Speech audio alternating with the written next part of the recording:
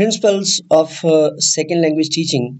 First, language acquisition of a child is the simultaneous development of faculty of language structure as well as structure of particular language. Welcome back from Mentor English, and you are watching Mentor English. Professor M. A. Raza.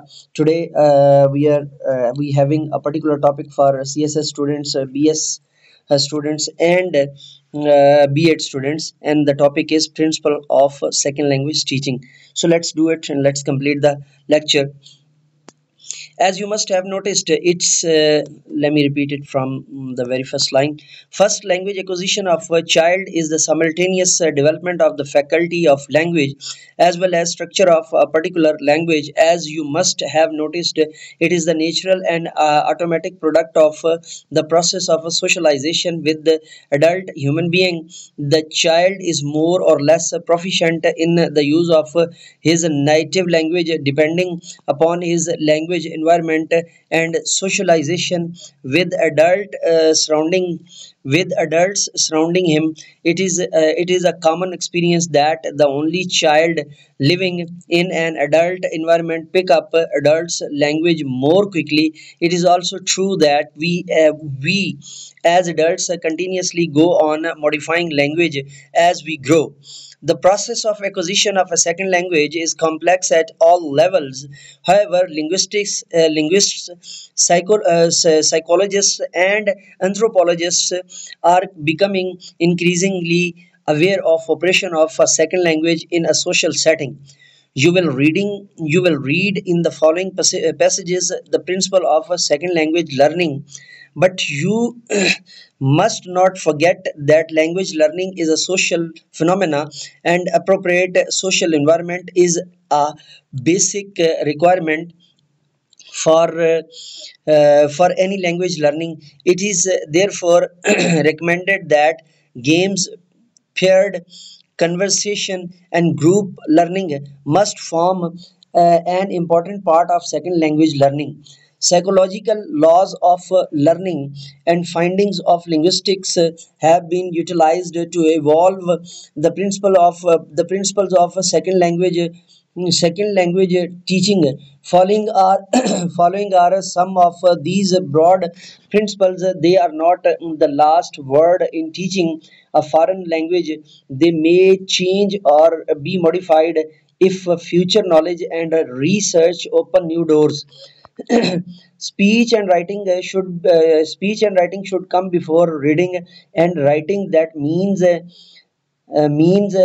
approach to teaching should be audiolingual. It is it is argued that the language finds more complex expression in speech as intonation, stress, rhythm, and juncture cannot be adequately expressed in writing. The student who have oral mastery of language can learn to read more readily, whereas the student who have learned to read cannot learn to read as readily.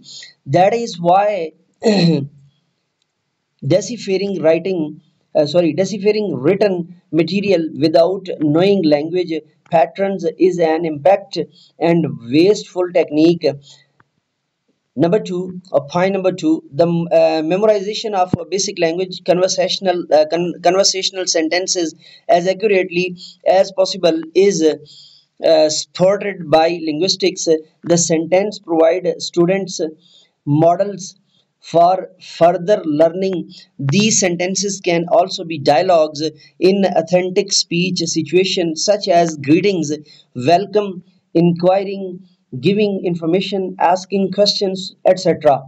Learning individual words, sentences, and rules of grammar do not help in knowing a language. To know a language requires to use of patterns of construction with approximate vocabulary at a normal speed of communication. The pattern should be practiced through analogy, variation, and transformation to become habitual. In English, like other languages, sentences are based on very limited number of types of words groups. The subject predicate sentence is the most common and popular sentence form, but other sentences type are question sentences. Did she say that? She said that. Equational sentences, the more the mirror. The more the mirror, like father, like son. Fine young, fine young man that. Complete sentences. Are you coming along? Whenever you are ready. When shall we leave? Or when will we leave? This afternoon. Exclamatory sentences. Go away. How sad. Reporting sentences. Age 50. Beautiful girl. Fair skin. The practice of these sentences forms in a realistic situation would make the use of language more realistic. Point 4. The sound system should be taught in expression and sentences with intonation and rhythm of a native speaker. The learner should acquire the system through demonstration, imitation, contrast, and practice. Attention to phonic or phonic differences and articulation should be given along with the pattern practice. Minimum vocabulary should be used while students are learning the sound system. The vocabulary should be taught and practiced in a real situation to clarify and remember meaning. Massive practice in problem units be given. For example, in those units and patterns that are structurally different between the first and second language. Reading and writing should be taught as graphic representation of units and pattern already learned. Point 7. Point 8. After point 7.8, the sentence patterns should be introduced in graded steps. The pattern may be graded questions and answers, requests, greeting, as well as statements. The parts of speech structures, words, and modification should be introduced in full sentences. The presentation should be adapted to the capacity of the learner.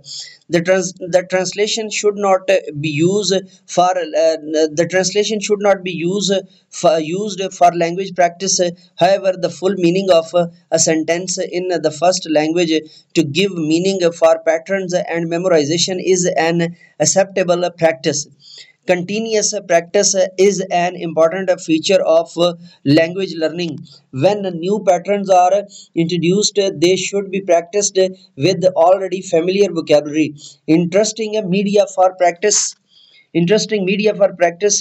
may be provided, and each student's successful attempt by continuous appreciated. The teacher should teach primarily to produce learning and provide sufficient opportunity to listen, hear, carry out instructions, make statements, answer questions, make rejoinders to facilitate goals of language acquisition. Attention must also be given to the selection of content for teaching. Here are some recommendations which might help you to choose the content.